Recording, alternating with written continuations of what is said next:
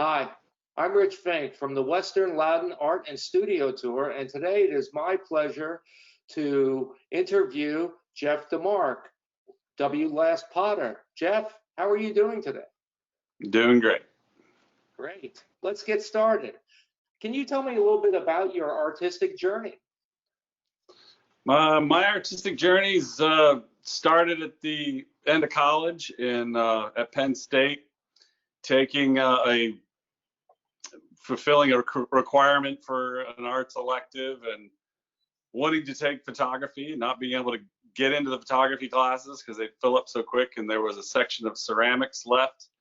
So I took it, and that's kind of started it. I didn't love it right away. Ceramics is a tough kind of material. It's frustrating. It's fun, but I stuck with it and finished off college with several semesters under my belt.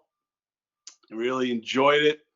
Kind of just pulled me in as far as the more time I spent, the better I got at different kind of parts of the process. And so that was probably my hook. And then I left for a while, lived in Colorado, and then just kind of explored the West, which I always really wanted to do. Hadn't been out, and came back to Penn State again and built up my portfolio to apply to graduate school, and went to Ohio University and got a master's degree. And that's where my journey split a little bit. I got into mixed media sculpture there, and finished with a degree with that. And my show actually didn't have any clay in it, and worked in that body of work for quite a while. And then lived in Tucson and worked in clay. It brought me back. I worked in a handmade tile teaching situation there at Tucson Pima Arts Council. It was really amazing. Really great arts community there. And then my wife and I started our family and wanted to get back because all of our family's back on the East Coast, and got back and started teaching with Loudoun County Public Schools, starting our family. And then we got to a point where our kids were getting old enough, we really wanted to start to get back into making and make around them. And that was a big part of really initiating and getting back into production and creation, and just that we wanted our kids to be around us being creative and seeing us do these things and not have things that were around before they were born. That was kind of once upon a time we made this stuff. It's like they got to witness it, and they've been watching it since we kind of really pushed ourselves into the tour, I think five years ago or something. Okay. So you, as far as being, say, a professional potter, right? Somebody who is, making a living, or, trying to make a living at times, right? Right. Right. So how long has that been? Is that like the 5-year period you're talking about, or does it go back further? It goes back further. I mean, I probably, as far as pottery being it's always been kind of like a extra something to, for me to try to make some money with. In my early years, I did festivals and went to some different festivals around, and that was a great learning experience. I learned that it was probably not really what I wanted to do. It was a lot of work and a lot of travel, and it's difficult, especially with clay and pottery, because it's a lot of weight and boxes. I always admired the jewelers and the printmakers because they could just pack up quick and leave. So I did that. I did things out in Arizona where I do some commission work, and sold some of my sculptural work out there. But I would say that teaching has been kind of my platform and foundation, as far as how I really make my living. And then, being able to sell work is always a kind of a bonus. So what do you teach? Well, I'm an art teacher at Woodgrove High School. Uh-huh. And so I teach, I always kind of say we're generalists there. We teach it all. We're a department of two. Actually, Sean Grove, who's also on the artist tour up in Luckett's, is my coworker. We opened Woodgrove 10 years ago this year. And we teach it all. I teach a ceramics class. He's taught a ceramics class, but it's just one class. But we teach intro level. We teach more advanced art, but we're kind of, branching into whatever students are interested in more so than me just teaching ceramics all day, every day. It's not the way it works at all. So yeah, it sounds like you teach a variety of different subjects. Are they all based on creative subjects? Yes, yeah, we are. We are fine arts department. Mr. Grove and I are very kind of committed to them kind of discovering, what their ideas and meanings are. Of course, introducing process and learning kind of how to build up to higher level thinking. But yes, it's more about trying to get them to a place of their kind of individual creativity, for sure. Oh, that's great. That's really great. Must be very rewarding. It's very rewarding. I feel very fortunate to have a job where I can be around creativity, watch students create and struggle and the whole process. But in the day in, day out, that's what I get to do, is watch students produce artwork. Okay. All right. So I have a question for you. Doing your own stuff, what inspires you? That's a good question. I think I'm pretty inspired by deadlines at this stage of my life. I certainly look for things, but I do work, off the foundation I built years ago, having the kind of skill base to work with the material, but I work kind of loose and spontaneously. I don't really have a set plan. I like variety. If you look, some of the things I do, it's not really, there's similar things, but there's slight variations in size to almost everything. So I kind of look at everything kind of individual. Each piece kind of has its own little personality. Even if it's, 4 cups, they might be kind of similar size, similar glaze, but there's going to be little nuances and differences between them. And that kind of keeps me interested. That kind of inspires me to like how to kind of interact with it, how to kind of create something that feels fresh to me and not just repetitive. There's nothing wrong with the repetitive side. Being a potter is a kind of a repetitive kind of situation, but I feel like I build on all the stuff that I've made over the years and just kind of enjoy a little bit of what comes up at that moment. So interacting with surface, I make like some like these little, a lot of stuff I make I think of as doodles. So here's like this little face, but so I make these faces, but then I will use these things as stamps. I'll press into a surface, and just use different parts and pieces, even this backside, and pressing from the inside. So I like to just see, I don't really have a set of stamps or something and I really work with very limited tools. I probably use the same 3 or 4 things over and over again to create fingers and finding things that I can just press into, manipulate with.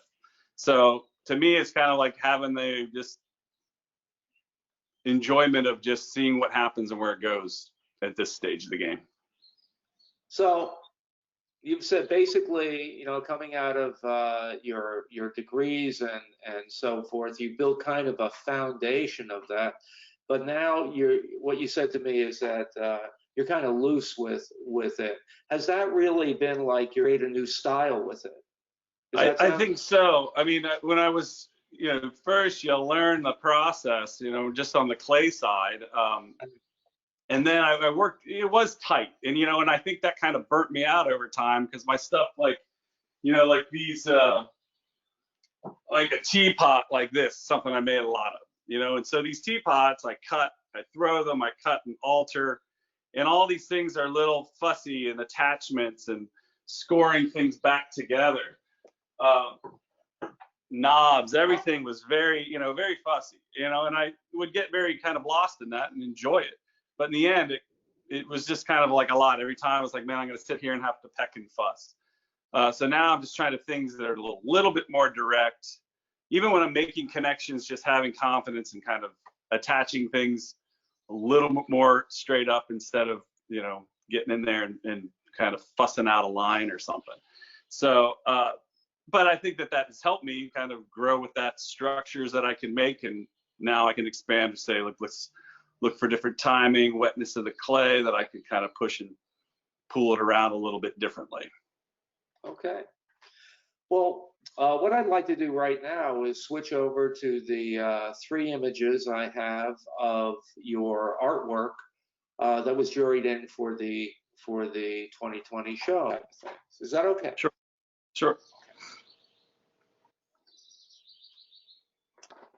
And here we are. Let's start off on the left-hand side by these 3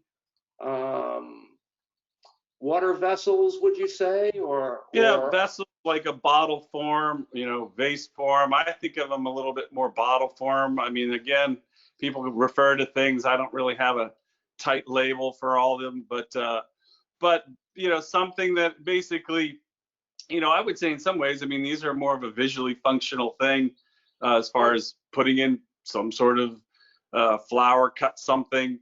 I haven't really used them in a food sense, but more probably, at least in my thought, how people use things is up to them. But thinking about things that are able to be kind of presented. But you can kind of see that manipulation, all that stuff, especially those front 2. You can see the white and the kind of amethyst color is.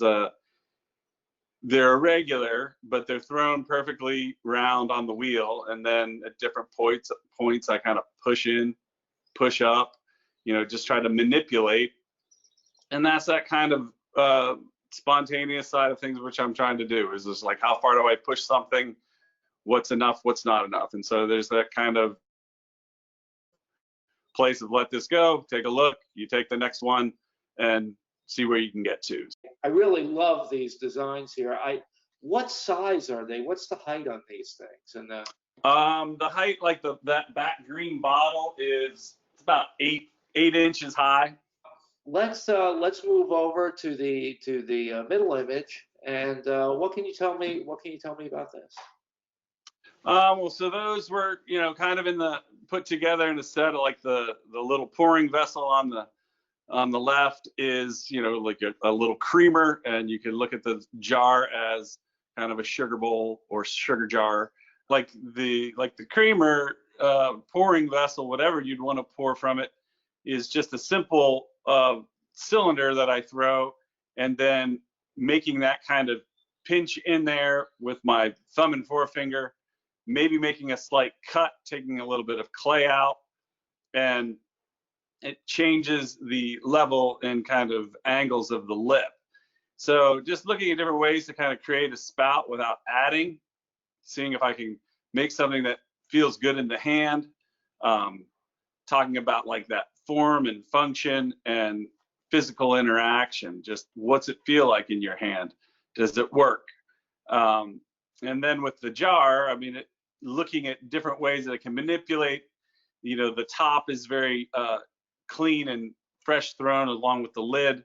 The bottom of that jar I've manipulated with my hand, and then the handle, the large kind of organic form at the top, is things that I, again with that doodle side of things, basically start with a small ball of clay in a pinch pot, and then just start to distort and create what I always look at as like a small sculptural piece that fits on the top as a little kind of platform, a little display area. I was going to say, and you're using that type of pinch technique a little more subtly in the third image that we have up here, right? Which is a pitcher with a small cup. That's correct. And so that is actually bisqueware. So that is another part that I really like to have in the studio when people come, is that is basically in the middle stage of the firing process or creation process. So I make it wet, then it's dry clay, you put it in the kiln, you bisque fire it. So that is what that has been put to at this point. You now will apply glaze. So that is not functional wear at this point. That is now before, like the colors that are on the other two images, I apply the glaze.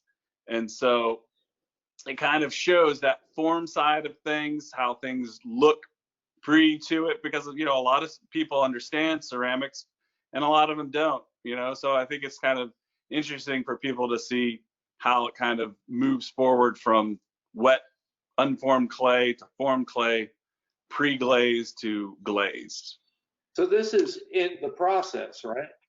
That is a process. That's a mid-process. That's pre-glazed at that point. Now, have you taken this this pre-glazed objects, and have you taken it since since the picture was taken, and glazed it and brought it out to you know, to the full to the finish part, to the finish end? I have not glazed the pouring pitcher, but I have not. No, I have not glazed that either of those, but I have cups that are similar to that are glazed. But I have not. So that was kind of like when things ground to a halt in the middle of our situation with the shutdown. That certainly would have been if we would have had the studio tour in the beginning of June, would have been, but that's still in a nice family of bisqueware sitting over on a shelf.